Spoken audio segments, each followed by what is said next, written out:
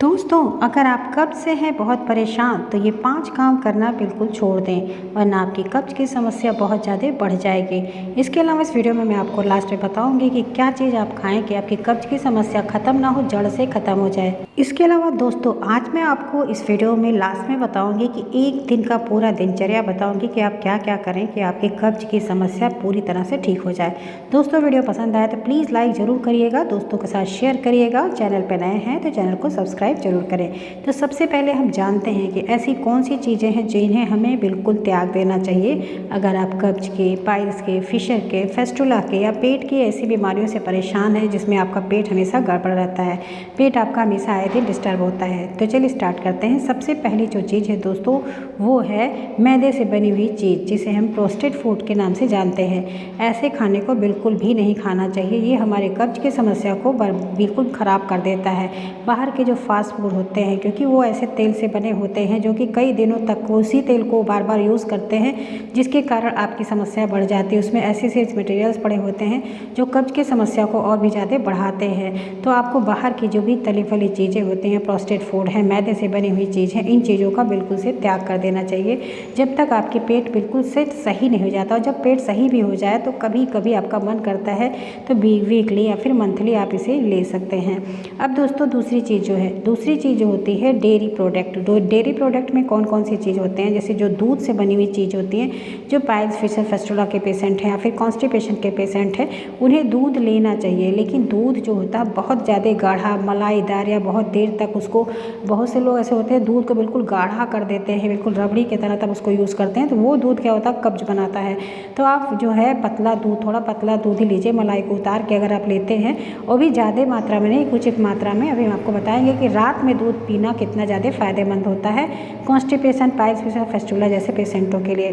तो आपको दूध से बनी हुई जो चीज़ें होती हैं, जैसे चीज़ है, पिज़्ज़ा में यूज़ होने वाली जो चीज़ें होती है दूध से, इसमें जो वाइट सॉस वगैरह आते हैं जो दूध से बने होते हैं, वो ऐसी चीज़ें नहीं लेनी चाहिए जो कब्ज की समस्या को बढ़ाता है। दूध से बनी हुई चीज़ होती है दही। दही आपके लिए बहुत फ़ायदेमंद होता है, क्योंकि एक ऐसा प्रोबायोटिक होता है जो हमारे पेट के अंदर के बैक्टीरिया, जो बैड बैक्टीरिया होती हैं, उनको ख़त्म करने का काम करता है, गुड बैक्टीरिया का ग्रोथ करता है। तो दही लीजिए, दही से बनी हुई जो छाछ होती है उसे आप यूज़ करिए, वो कब्ज की समस्या को पूरी तरह से दूर करता है। इसके अलावा दोस्तों, दर्द वाली दवाइयाँ जो होती हैं, अगर आप रोज़ाना दर्द वाली दवाइयाँ लेते हैं तो ये आपकी परेशानी को, कब्ज की समस्या को और भी बढ़ा देता है। ये संकुचन को धीमा कर देता है, जो इससे मूवमेंट में दिक्कत आ जाती है। यदि आप दवाइयाँ ले रहे हैं और अक्सर आपको कब्ज महसूस हो रहा है, तो आपको इस बात का ध्यान देना चाहिए कि ऐसी चीज़ क्या खा रहे हैं कि आपकी कब्ज की समस्या और बढ़ती जा रही है। दोस्तों, इसके अलावा जो आयरन की गोलियाँ होती हैं, कुछ लोग खून बढ़ाने के लिए आयरन की कैप्सूल, उसके टैबलेट्स को लेते हैं। दोस्तों, ये तो आयरन के जो कैप्सूल टैबलेट होते हैं, ये भी कब्ज की समस्या को बहुत ज़्यादा बढ़ा देते हैं। इसके लिए आप नेचुरल चीज़ लीजिए, जो खून बढ़ाने वाली चीज़ होती है, चुकंदर है, गाजर है, इन सब चीज़ों का जूस लीजिए। सुबह के टाइम पे भीगे हुए चने में गुड़ डाल के लीजिए, आपके खून के लेवल देखेंगे बहुत तेज़ी से बढ़ने लगेगा। जीरे को रात में भिगा के सुबह के टाइम पे उसका पानी पीजिए, आप देखेंगे इससे भी आपके अंदर हीमोग्लोबिन की मात्रा बढ़ती है। तो दोस्तों, कुछ नेचुरली चीज़ होते हैं जिसको आप यूज़ करेंगे तो आपकी कब्ज की समस्या दूर होगी। इस तरह से बार बार दर्द निवारक दवाइयाँ या फिर आयरन के कैप्सूल लेना बंद कर दें, नहीं तो आपकी कब्ज की समस्या दिनों दिन और भी बढ़ती जाएगी।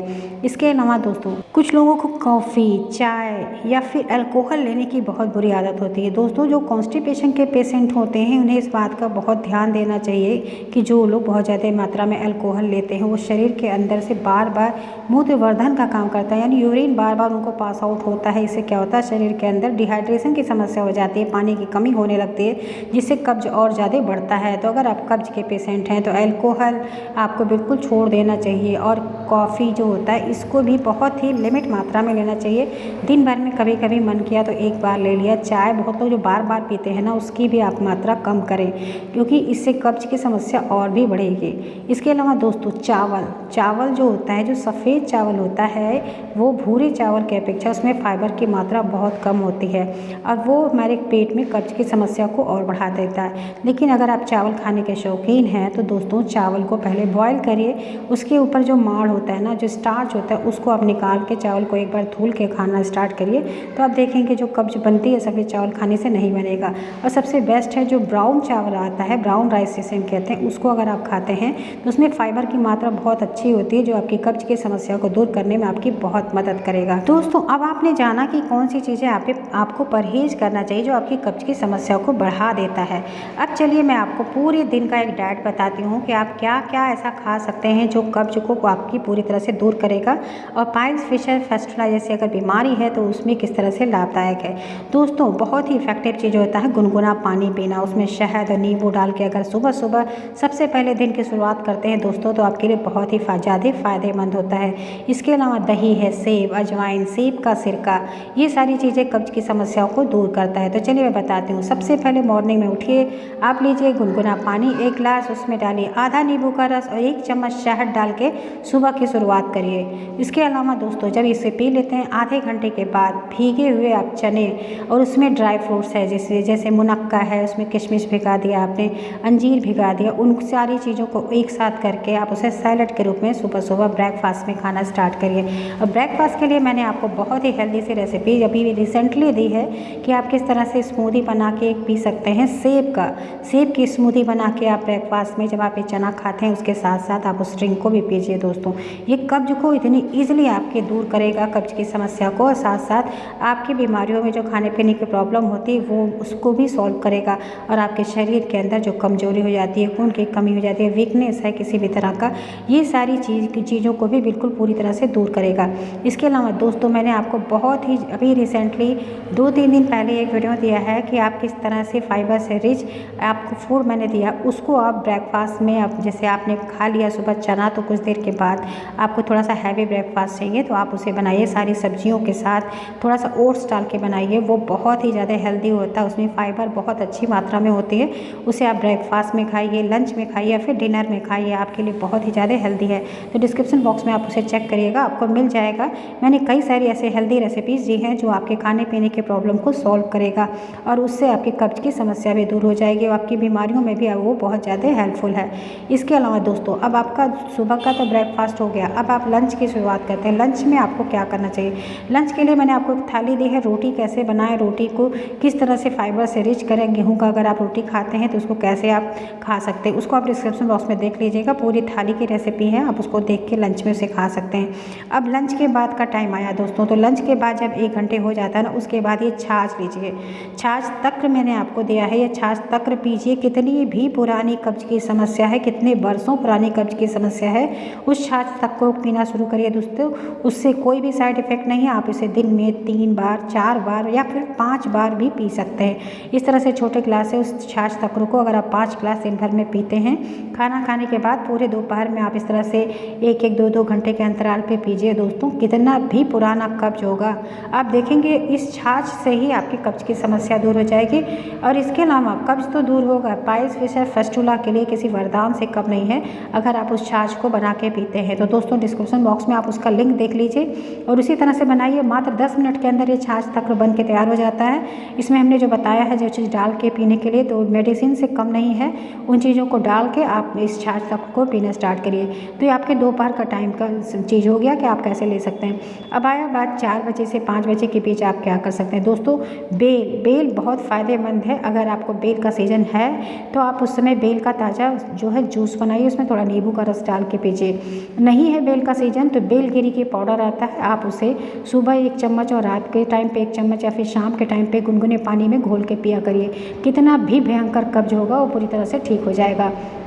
इसके अलावा दोस्तों अब आप जब शाम के टाइम का हो गया तो रात में खाना भी आप उसी तरह से 2 रोटी खाइए, 2 रोटी हल्की रोटी, दाल ले लीजिए, 1 कटोरी हरी सब्जी कोई भी है जो फाइबर से रिच है उसको ले लीजिए, 1 कटोरी दही लीजिए या ताज़ी दही होनी चाहिए रात के टाइम पे। अगर आप दही खाने के शौकीन हैं तो ताज़ी दही यूज़ करेंगे।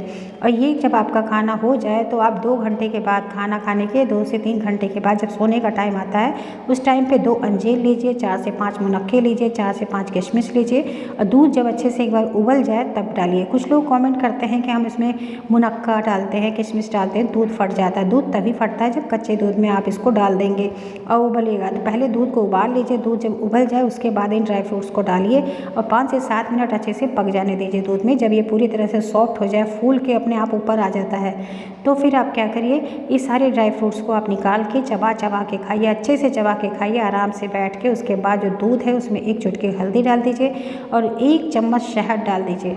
दोस्तों उस दूध को गुनगुना ही पीजिए, धीरे धीरे सिप करके रात में सोते समय। दोस्तों अगर आपने दिन भर में, एक दिन का मैं आपको बता रही हूँ प्लान, अगर इस तरह से आप कर लेंगे और इसी को लगातार 7 दिन करेंगे तो आप देखेंगे कि आपकी कब्ज की समस्या तो जड़ से ख़त्म हो जाएगी। इसके अलावा जो पाइल्स, फिशर, फस्टुला जैसे पेशेंट हैं उनकी बीमारियों में भी 90% आपको अपने रोग में आपको फ़ायदा मिलेगा। और इसको अपने दिनचर्या में अगर आपने इसे फॉलो कर लिया, 1 महीने इसे लगातार कर लिया, तो आप देखेंगे आपकी ये बीमारियां जड़ से ख़त्म हो जाएंगे। ये चीज़ दोस्तों ऐसे ही नहीं बता रही हूँ, ये पर्सनली यूज़ किया गया है, कई लोगों पे इसको किया गया है, उनको इससे बहुत ज़्यादा फ़ायदा है। आप इसे एक बार आजमाएं और पूरे पेशेंस के साथ इसे आजमाएं और विश्वास के साथ आजमाएं तो आपको इससे 100% रिजल्ट मिलेगा। दोस्तों बहुत ही इफेक्टिव चीज़ है जो मैंने आपके साथ शेयर की है, इसे आप एक बार आप ज़रूर करें। और अगर आप इसे करते हैं, आपको इससे फ़ायदा मिलता है दोस्तों, तो इसे दोस्तों के साथ भी शेयर करिए, क्योंकि आज का टाइम जो अनुचित खान पान का हो गया, भागम भाग भरी ज़िंदगी है, इसमें बहुत सारे लोग हैं जिनको कॉन्स्टिपेशन, कब्ज, पाइल्स, फिशर, फस्टुला ऐसी बीमारी होगी, इनसे परेशान है, तो आप उनकी भी मदद करेंगे। इसके अलावा दोस्तों ये तो आपका रात का प्लान हो गया। एक बहुत ज़रूरी चीज़ होती है जिसे हम कहते हैं फिजिकल एक्टिविटीज़। अगर आप कुछ भी खाते हैं, फिजिकल एक्टिविटीज़ नहीं है, आप सिर्फ घर में ही रहते हैं, खा रहे हैं, पी रहे हैं, आराम कर रहे हैं सिर्फ, तो दोस्तों आपकी प्रॉब्लम बढ़ती ही जाती है। आपको ज़रूर अपने दिनचर्या में अपने लाइफस्टाइल को थोड़ा सा चेंज करना चाहिए। सुबह के टाइम पर अगर कुछ नहीं कर सकते तो सिर्फ 15 मिनट के लिए कपालभाति किया करिए दोस्तों। ओनली सिर्फ एक कपालभाति का एक्सरसाइज अगर आप करते हैं तो आपकी जो है कब्ज की समस्या पूरी तरह से दूर हो जाएगी। दोस्तों वीडियो अच्छी लगी है तो प्लीज़ लाइक जरूर करिए, दोस्तों के साथ शेयर करिए, चैनल पर नए हैं तो चैनल को सब्सक्राइब जरूर करें। मिलते हैं नेक्स्ट वीडियो में किसी नई टॉपिक के साथ, तब तक अपना खूब ख्याल रखें। Thank you, bye bye, take care.